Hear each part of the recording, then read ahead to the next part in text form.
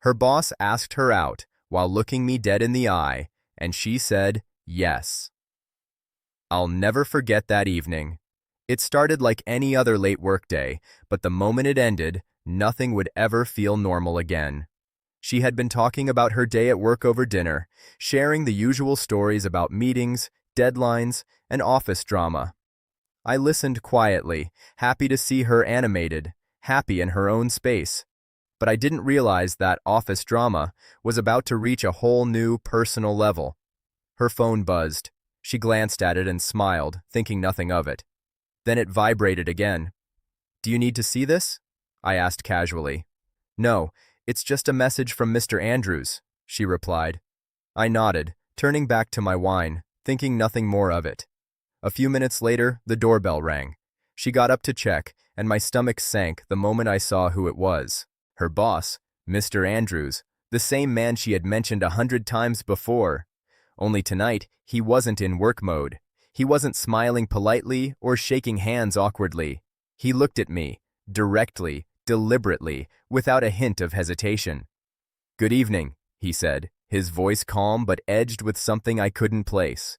Then, without another word, he turned to her. "Dinner sometime, just us," he said, his gaze still flicking to me, sharp and unflinching, like a dare. I froze. She hesitated for a heartbeat. That tiny moment where I thought she might turn him down, she might look at me for guidance, for loyalty. But then she smiled, a slow, deliberate smile, and said, "Sure, why not?" I didn't speak. Not a word. I felt the heat rise in my chest, a mixture of shock, betrayal, and disbelief. My mind raced. I wanted to yell, to storm out, to demand an explanation, but my voice wouldn't come. I stayed silent. They left together. Dinner that night was supposed to be ordinary. Instead, it became the invisible wedge between us. Hours turned into days, and I realized something terrifying. Silence can be a kind of consent. My inaction, my inability to speak up, allowed this to happen. And worse, she never even looked back. When she came home later that night, she was happy, light, as if nothing had changed.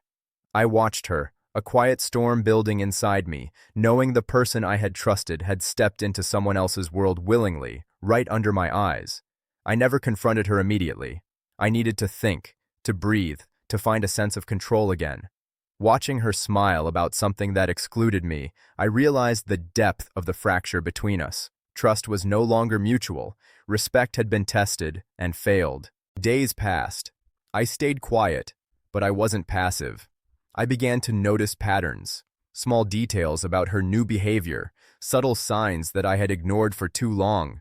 Her laughter over messages late at night, the sudden secrecy with her phone, the way she sometimes avoided eye contact with me.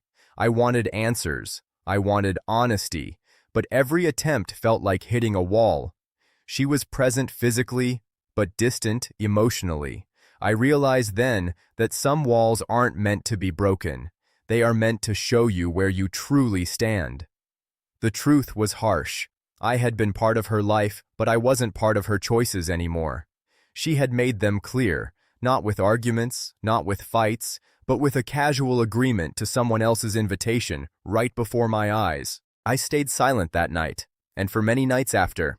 My silence was my shield, my way to protect myself from the chaos of betrayal I couldn't stop. It was also my lesson.